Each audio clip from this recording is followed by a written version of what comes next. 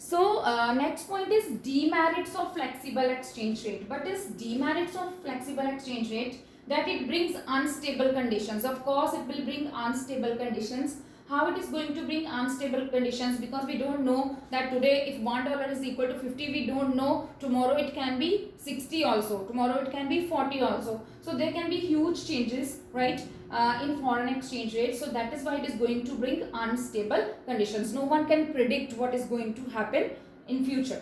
Then this is going to bring inflationary effect. How this is going to bring inflationary effect? That once exchange rate will depreciate, we know that depreciation of exchange rate is going to make exports cheaper and imports expensive.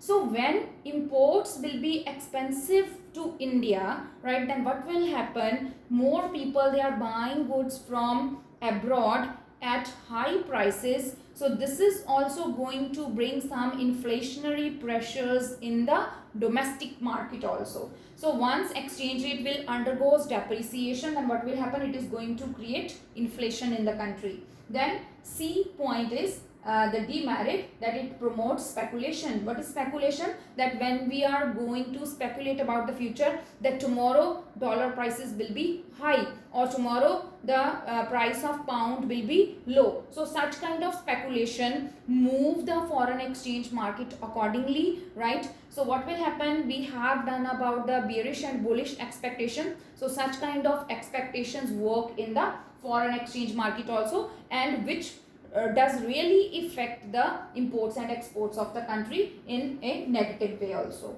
So when we will see the operation of foreign exchange market, there is two type of operation. This is very important in 1 mark. Operation of foreign exchange market. First one is spot rate. Spot rate means today you need $1,000, right? You today only you went to you go to market. Then what happens? You go to some money exchanger, and the money exchanger is telling you that $1 is equal to rupees 50. So what will happen? At rupees 50, you people are buying $1,000. So this is known as spot rate, right? On the spot, whatever the rate is there. So this is known as spot rate, where foreign exchange transactions take place at current rate. If it is 50, you are going to transact it at 50. If it is 55, the spot rate is 50. If you have bought it for 60, then the spot rate is 60. Then we are having forward rate. What is forward rate?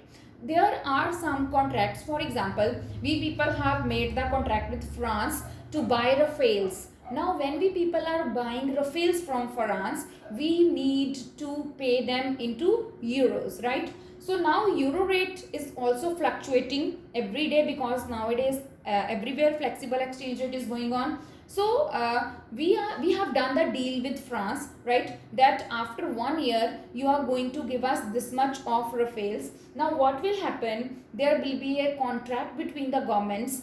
In the same contract, both countries will agreed upon one exchange rate, that after 1 year that euro price we will keep as 1 euro will be equivalent to rupees 65 only, no matter whatever the future rate, whatever the spot rate is going on there. Spot rate can be at that time 70, 75 also, 80 also, but as agreement is being done today, that Indian government is going to buy the Rafales from France at euro 60 or 65, right?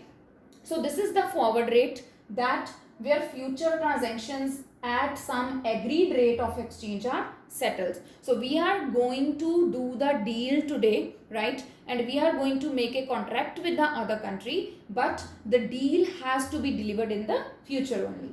Then functions of foreign exchange rate. What are the functions? There is transfer function. Of course, purchasing power can be transferred, right? You want to buy the goods from America, then you need to convert your purchasing power in the form of rupees to in the form of dollars. So then credit function. Money can be given on loan or money can be borrowed, right, in the form of other currencies also. Then the third point is hedging function. This is very important. What is hedging function? Hedging function is related to forward rate. In order to avoid the risks, right, for future dealings, what happens, two parties, they make the contract today only.